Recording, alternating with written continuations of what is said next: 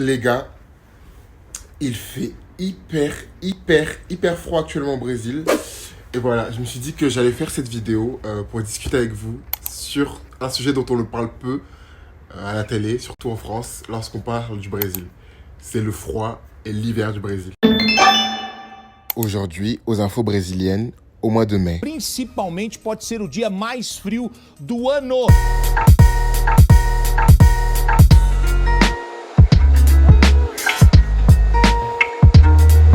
Bonjour, tudo bom, gente?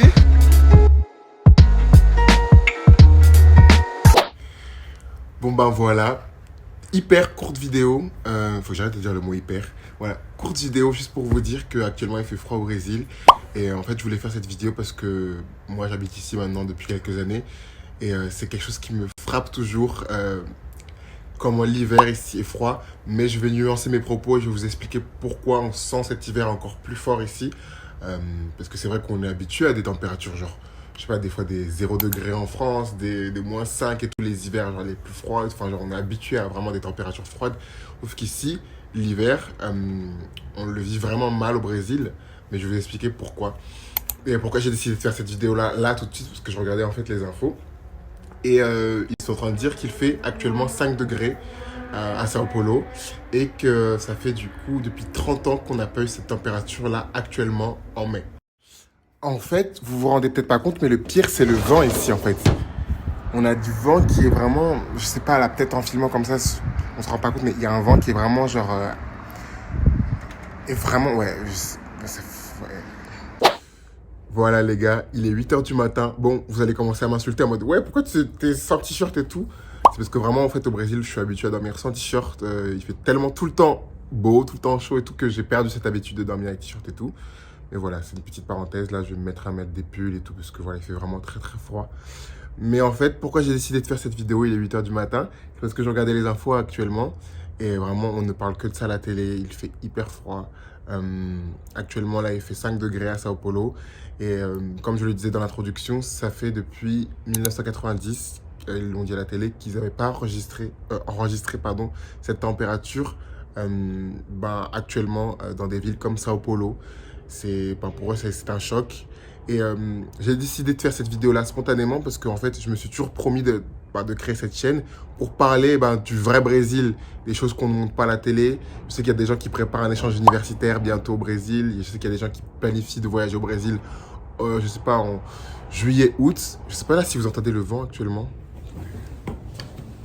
Si vous entendez le vent. Il fait... Voilà. Pour être honnête, je me sens un petit peu con de faire cette vidéo parce que vous allez me dire, vas-y mec, arrête de te plaindre, tu vis au Brésil, voilà, c'est pas parce que vous avez quelques jours par-ci par-là de froid que tu vas te plaindre. Non, au contraire, c'est qu'en fait, c'est des choses que je savais pas. Moi, dans ma tête, j'idéalisais beaucoup le Brésil avant de venir ici. Et dans ma tête, Brésil est égal à soleil. Je l'ai même dit dans ma dernière vidéo, par rapport au fait de vous donner des conseils lorsque vous préparez un premier voyage au Brésil. Et je le disais en mode le temps, je crois que c'était un des points justement de la dernière vidéo, en mode le temps, la température ici.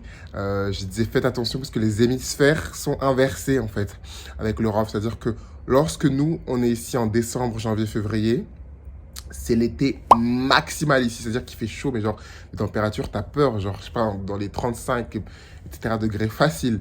Alors qu'en France, c'est notre hiver, quoi. Sauf qu'à partir du mois de mai, les hémisphères s'inversent, justement. C'est-à-dire que lorsqu'on commence à rentrer dans les belles températures de printemps, été et tout en France, ici, on entre petit à petit en hiver. Sauf que, normalement, en mai, il fait encore un peu agréable. C'est en août qu'on a ces températures-là, genre des températures assez fraîches et tout. Je sais pas, dans les 15, 10 degrés, etc. Sauf que là, on est en mai et il fait déjà, aujourd'hui, actuellement, 6 degrés, 5 degrés, etc. Donc, ça alerte les Brésiliens. Sachant qu'ils le disaient même à la télé, on n'est pas encore dans l'hiver officiel. Donc cet hiver, ils prévoient que ce soit un hiver assez vraiment, enfin, genre vraiment froid et tout. Voilà, c'est pas une surprise, hein, réchauffement climatique, etc., bouleversement des températures, du climat, etc. Vraiment, on le sent, on le vit, surtout comme un pays au Brésil où tout est un peu tropical, tout est un peu, je sais pas, on a toujours eu beaucoup d'humidité, beaucoup de soleil, beaucoup de nanana, de pluie et tout. Mais le froid, c'est quelque chose dont on n'est pas habitué ici, donc c'est assez surprenant. Et donc, pourquoi j'ai décidé de faire cette vidéo-là? C'était pour vous prévenir, parce que je sais qu'il y a des gens qui préparent un échange universitaire, il y a des gens qui préparent un voyage ici en France, au Brésil, pardon, bientôt. Et voilà, faites attention lorsque vous venez au Brésil, à partir du mois de mai, juin, juillet, août. Prenez quand même des vestes, prenez quand même des pulls, parce que vous pouvez avoir un froid. Je vous avais dit, j'étais venu en août 2015, pardon, c'était la première fois que j'étais venu à Sao Paulo. Et je m'étais pas préparé, en fait, mentalement, et j'étais venu qu'avec des petits shorts et tout. Je vous jure que j'ai pleuré un jour, tellement il faisait froid. En août, c'est vraiment le pic de l'hiver ici à Sao Paulo. J'étais pas prêt, j'ai pleuré un jour, du coup je me suis dit non. Après, quand j'étais rentré en France, j'avais pris mes pulls et tout, mes manteaux et tout. Bon voilà, maintenant je suis habitué. Mais il y a un autre problème que ça soulève, c'est les personnes sans abri, etc. Là, en ce moment, ils le vivent très mal, le froid. C'est normal, il fait vraiment très très froid et tout. Mais le truc, c'est que le Brésil, c'est pas un pays qui est habitué et qui est préparé pour ce genre de température, en fait. Donc, les gens là le vivent très très mal et les personnes qui sont malheureusement sans abri le vivent très très mal. Dès que je peux aider, j'aide. Dès qu'on peut aider, on donne des couvertures et tout. Mais voilà, il le disait à la télé là que ils sont en train même de disponibiliser certains hôtels et tout pour les personnes qui sont sans abri. Des hôtels du type Formule 1, etc., qui seraient en France, là, ils sont en train d'essayer d'organiser ça. Ou des abris. Hier soir, ils le disaient à la télé, ils ont ouvert une station de métro, parce que souvent, il y a plein de stations de métro au Brésil, certaines sont un peu désaffectées, etc. Ils ont ouvert une station de métro, spécialement pour accueillir les personnes du centre-ville de Sao Paulo qui sont sans abri. C'est vraiment... C'est inédit, quoi. C'est quelque chose qu'ils ont fait depuis l'an dernier, puisque vraiment l'an dernier, ils n'étaient pas prêts à une telle vague de froid.